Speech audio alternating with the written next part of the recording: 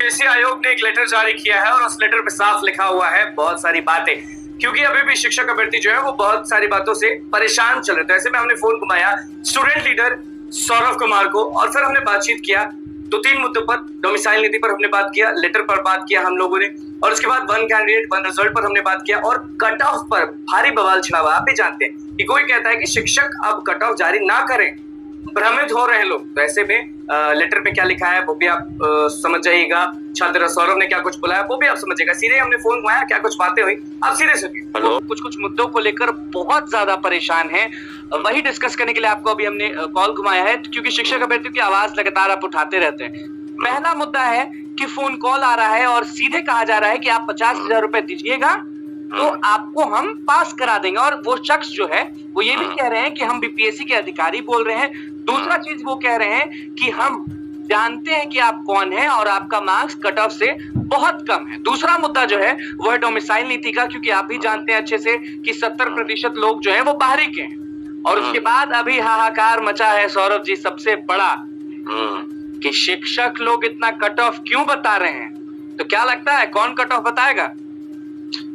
देखिए, आपके प्रश्न में 3 प्रश्न हैं। पहला एक बारी बारी से सबका जवाब दे दे जी। पहला जो प्रश्न है आपका है कि ये जो फर्जी कॉल वाले बात हो रही है ना, कि फर्जी कॉल आखिर आता कहाँ से है। तो आप इसके अगर पीछे अगर हिस्ट्री में जाएंगे तो काफी चीजें हैं। ये साइबर फ्रॉड का मामला हो सकता है, या बीपीएससी के अंदर से अगर इस तरह की चीजें हो रही है तो काफी हास्यास्पद है, क्योंकि बीपीएससी के पास ही तो सब डाटा रहता है। अगर मैंने फॉर्म अप्लाई किया है तो मेरा डाटा जो है 1-2 लोगों को कॉल जा सकता है। मान लीजिए कि हमने कहीं फॉर्म अप्लाई किया किसी साइबर कैफे से या कहीं से, तो हो सकता है कि उसके पास रोल नंबर या पासवर्ड वगैरह रहे तो वो खोल सकता है। लेकिन ये अगर कई लोगों के पास, जैसे मुझे जानकारी है, मैं अभी पटना में नहीं हूँ, मैं बाहर हूँ, तो जानकारी जो है मेरे तरफ भी कई छात्र ने जो है उस नंबर को, कोई एक नंबर है वो नंबर भेज रहे हैं कि सर जो इस नंबर से कॉल आ रहा है या हमसे ये कहा जा रहा है बीपीएससी के अंदर अब DRE-3 की परीक्षा हुई, अब उसमें कितने मार्क्स किसको हैं, तमाम कैटेगरी के लोग हैं, छात्रों के पास फोन कॉल जा रहा है। तो ये बीपीएससी ने तो अभी तो हाल में ही, मुझे लगता है कि 1-2 घंटा पहले एक नोटिस निकाला है कि अगर किसी को इस तरह का फोन जा रहा है तो 8-9 नंबर करके कोई बीपीएससी ने एक टोल फ्री नंबर जारी किया, एक नंबर जारी किया जहां पर आप सूचित करें बीपीएससी को। लेकिन ये जांच का विषय है, ये जांच जो है ये साइबर टीम हो पटना आर्थिक अपराध इकाई या पटना पुलिस द्वारा एक जरूर इस मामले में तहकीकात करनी चाहिए कि अगर इस तरह के मामले, इस तरह की बातें इसके पहले भी हुई है, बीपीएससी के द्वारा इस तरह की चीजें की गई कि बीपीएससी से फोन जा रहा है तो फिर आप जो है आपका मार्क्स इतना आ रहा है, आपके पिताजी का नाम ये है, फलना चिलना ठिकाना। तो ये सब जो बात है ये जांच के विषय है, लेकिन इतना जरूर है कि कुछ न कुछ गड़बड़ है, बीपीएससी के अंदर से हो या कहीं साइबर के लोग जो साइबर कैफे में बैठे हुए हैं लोगों को गुमराह कर रहे हैं इस तरह से। तो अब सब चीजों पर जांच जो है, बहुत लोग ये कह रहे हैं कि अगर वो जो इंसान है, जो शख्स है, जो फ्रॉड है, वो जो कट ऑफ बता रहा है और बीपीएससी जो कट ऑफ जारी करेगी, अगर दोनों मिलता है तो ये बहुत बड़ा खेल हो चुका है। देखिए, बात जो है अब बीपीएससी में कोई खेल जो है वो बाकी नहीं है जो नहीं हो सकता है। हम बीपीएससी पर इसलिए आरोप लगा रहे हैं क्योंकि बीपीएससी पे सब खेल सबको साबित हो चुका है।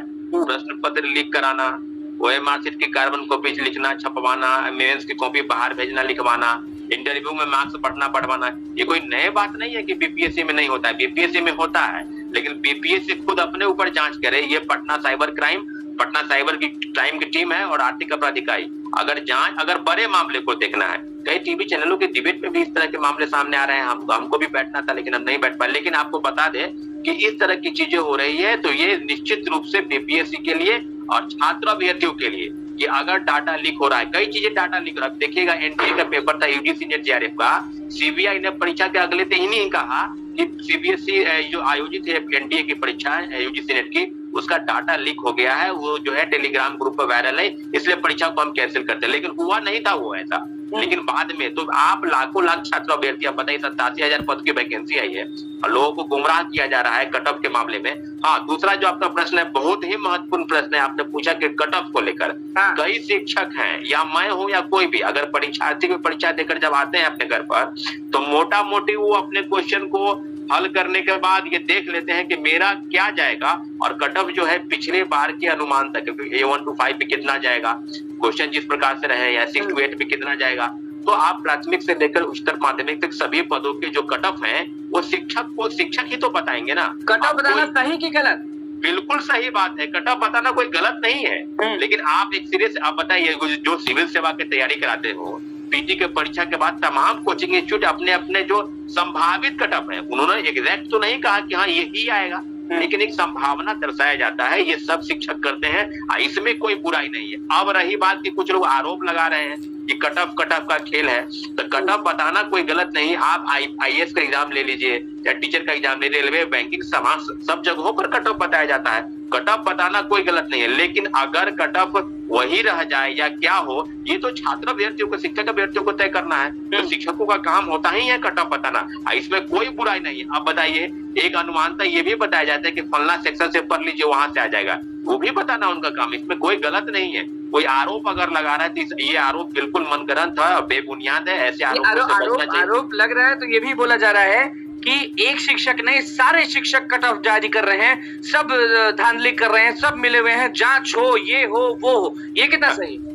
देखिए, ये बिल्कुल गलत है। जांच अगर शिक्षक सब हैं तो कट ऑफ तो बताएंगे ही ना भाई। अलग अलग शिक्षक अलग अलग कट ऑफ बता सकते हैं। हाँ, बिल्कुल बता सकते हैं। एक्सपेक्टेड जो कट ऑफ होता है उसी के अनुसार है। कई शिक्षक जो है उसी के आसपास रहेंगे तो हो सके उनका कट ऑफ अच्छा हो जाए। तो ऐसी बात नहीं है कि विशेषज्ञ के रूप में उनको कट ऑफ बताने का अधिकार, पूरा अधिकार है। अब रही जांच की बात, तो जांच तो सब विषयों पर हो सकता है। जांच की कौन सी बात है? सब लोग, पटना के जितने भी टीचर हैं सब कट ऑफ बताते हैं, तो कट ऑफ बताना कोई गलत बात नहीं है। अब रही कि जांच कौन करवाएगा, क्या होगा। अगर आपको जांचें करवाना है तो आप लिखिए, जो टीम है, इकाई है, पटना पुलिस है, प्रशासन है, जांच कर लेंगे। कट ऑफ बताने में भी जांच की क्या बात है इसमें? छात्र अभ्यर्थियों को कोई बात नहीं है, जो जांच है। अब क्यों हाई लोगों का कहना है कि शिक्षक अभ्यर्थी बहुत परेशान हो जा रहे हैं, कट ऑफ अलग अलग आ रहा है। तो देखिए, शिक्षक अभ्यर्थियों को भी एक सलाह जरूर देते हैं कि आप वीडियो पर या मत जाइए, आप किसी शिक्षक के कट ऑफ पर मत जाइएगा। ये भी बात आपको बता दे, ऐसी बात नहीं है कि जो कट ऑफ आप बता रहे हैं वही जाएगा। लेकिन एक बात जरूर है कि बीपीएससी शिक्षकों के कट ऑफ पर देख के कट ऑफ नहीं तय करेगी। बीपीएससी में जो क्वेश्चन आएंगे, जो अब नॉर्मल क्वेश्चन पर क्या कट ऑफ जाएगा, उस पर क्या जाएगा, ये बीपीएससी को तय करना। आपने क्या बनाया है या आपने अपने ऊपर कॉन्फिडेंस रखे, और ये जो वीडियो देखकर आप गुमराही ये हो जाएगा, वो टीचर ये बता रहे हैं, तो ऐसी कोई बात नहीं है। कट ऑफ बीपीएससी तय करेगी, बीपीएससी का कट ऑफ और अपना कट ऑफ, यही हो गया आपका जो फाइनल मेरिट लिस्ट बनेगा। इसलिए ध्यान रखिए। एक मदद भी मिलता है वीडियो के जरिए, अगर वो कोई भी टीचर हो, नवीन सर हो, गुरु रहमान सर हो, हमेशा अभ्यर्थियों के हित में बात करते हैं वो लोग, तो कट ऑफ भी जारी करना मुझे नहीं लगता है कि बुरी चीज। देखिए, बिल्कुल नहीं, लेकिन एक होता है ना कि मेरा जो है इसमें इतना जा रहा था, और हो सके गुरु रहमान कुछ बता रहे हो, खान सर कुछ बता रहे हो, नवीन सर कुछ बता रहे हो, तो कई शिक्षक कट ऑफ है, तो आप उससे परेशान भी तो हो सकते हैं, आप हतोत्साहित भी तो हो सकते हैं, और उससे आप खुशी भी मिल सकती है कि फलनामा टीचर हमको, हम लोग भी कई बार परीक्षा देके आते हैं, तो सब कोचिंग इंस्टीट्यूट के कट ऑफ जब मिलाते हैं तो हो सके कोई कोचिंग का अच्छा हो जाए। लेकिन आप अगर मैक्सिमम लोगों का देखिएगा तो कट ऑफ आसपास ही रहेगा। इसलिए जो भी आपको ठीक लगे आप कीजिए, लेकिन परेशान होने की जरूरत नहीं है। कट ऑफ बताने का अधिकार शिक्षकों को है, और शिक्षकों के खिलाफ में किसी तरह की इस तरह की आवाज नहीं उठनी चाहिए कि कट ऑफ बताने पर इस तरह की चीजें, उस तरह की चीज, कुछ नहीं। कट ऑफ बताएंगे। हाँ, अब गुमराह कैसे हो रहे हैं छात्र, ये छात्रों को देखनी है। कोई छात्र गुमराह नहीं होगा। 70% बाहरी आ गए। सौरभ जी, क्या आप करिएगा? नहीं, ये बात तो है, ये बात तो हम लोग पहले से भी कह रहे हैं, जब परीक्षाएं आयोजित हुई थी उस समय से भी, कि जब आप सेंटर पर का अवलोकन करेंगे तो लगभग आप 100 लोगों से बात करेंगे, जिसमें 70 लोग जो है दूसरे स्टेट के हैं। तो ये तो राज्य सरकार को तय करना है कि डोमिसाइल नीति को पहले लागू करना, फिर हटाना, फिर खोल देना सबको। तो फिर DRE-1 में भी वही हुआ, 17,000 लोगों को नौकरी मिली, महिलाओं को, जिसमें से 10,000 से ज्यादा दूसरे स्टेट की महिला है। तो फिर ये माननीय मुख्यमंत्री नीतीश कुमार जी को तय करना था ना कि बिहार के लोगों को नौकरी के लिए अगर आप आश्वस्त करते हैं, नौकरी भी देते हैं, फिर नौकरी तो मिला नहीं उनको। ये तो नहीं कह रहे हैं कि आप क्षेत्रवाद को, सभी लोगों को अधिकार है, सबको कहीं ना कहीं जाने का, नौकरी करने का अधिकार है। लेकिन बिहार के नौकरियों पर अगर बिहारी को ही नहीं मिले, किसी दूसरे स्टेट के लोगों को मिले, तो ये तो बहुत ही गंभीर विषय है। सीट भरने के लिए सब लोग आवाज उठा रहे हैं लगातार, शिक्षक जो है वो भी आपस में मिल रहे हैं कि 1 कैंडिडेट 1 रिजल्ट होगा तो सारा सीट भर पाएगा, नहीं तो फिर खेल हो जाएगा। देखिए, ये हम लोग भी पहले कहे थे कि 3 बार अटेम्प्ट को बढ़ाकर 5 बार करने का, तो उसको सरकार ने मान लिया है। 5 बार आप परीक्षा में बैठेंगे, उसको उम्र जो है सीमा आपकी रहनी चाहिए। दूसरी प्रमुख मांग हम लोग की थी डोमिसाइल को लेकर, इस पर सरकार गंभीर नहीं दिख रही है, तो सरकार को तय करना है। अभी जिस तरह की चीजें जो एनडीए की सरकार है, तो वर्तमान क्या चीज चल रही है, दूसरे तरफ 1 कैंडिडेट 1 रिजल्ट पर ये बात आप आश्वस्त हो जाए कि बीपीएससी वो करेगी।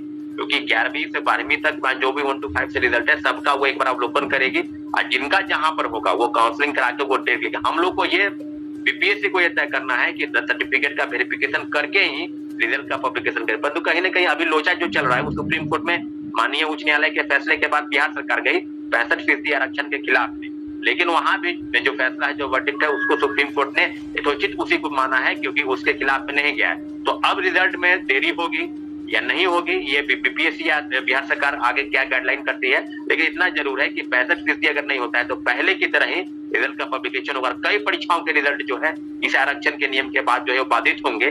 तो ऐसा आप देखते हैं कि बीपीएससी की आप सितंबर में सुनवाई होगी या क्या आगे होगा, ये तो बिहार सरकार को तय करना है। लेकिन आरक्षण के मामले पर बिहार सरकार के फैसले पर सुप्रीम कोर्ट ने मुहर लगाई है। अब डबल बेंच पे मामला जाता है या सितंबर में सुनवाई होने के बाद क्या होता है ये आगे को देखने वाली बात होगी। लेकिन इतना जरूर है कि 1 कैंडिडेट 1 रिजल्ट और सभी पदों को भरने के लिए हम लोगों का आश्वस्त मानना है कि बीपीएससी को करना चाहिए। पूरक परिणाम को लेकर जहां छात्रों अभ्यर्थियों का गला घोटा गया, आपने देखा होगा TRE 1 से TRE 2 तक, तो लगातार अभी भी देखिए कोर्ट केस में फाइल चल रही है, चल रही है, कई बैठक हो रही है।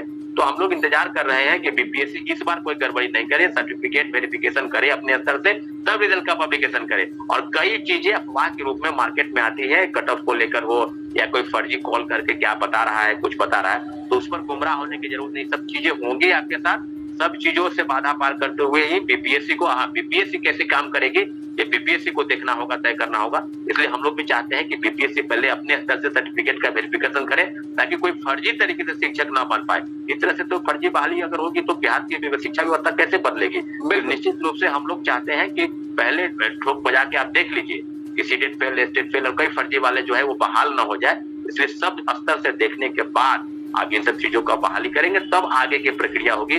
और जो भी चीजें होगी हम लोग देख रहे हैं और गुमराह होने की जरूरत नहीं है। सब मामलों पर सरकार गंभीरता पूर्वक विचार करेगी और जो भी चीजें सामने आएगी, तो जो भी समस्या है उस पर समाधान होगा। समस्या अगर है तो समाधान जरूर होगा। इसलिए हम लोग भी चाहते हैं कि बीपीएससी सरकार उस तरफ ध्यान दे।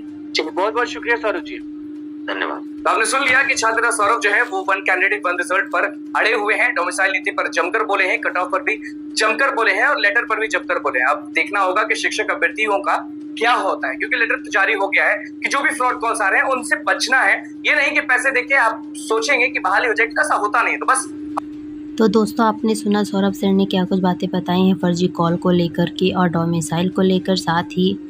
तो देखते हैं क्या कुछ होता है। फिलहाल इस वीडियो में इतना ही। आगे की अपडेट के चैनल के माध्यम से जुड़े रहिए। धन्यवाद।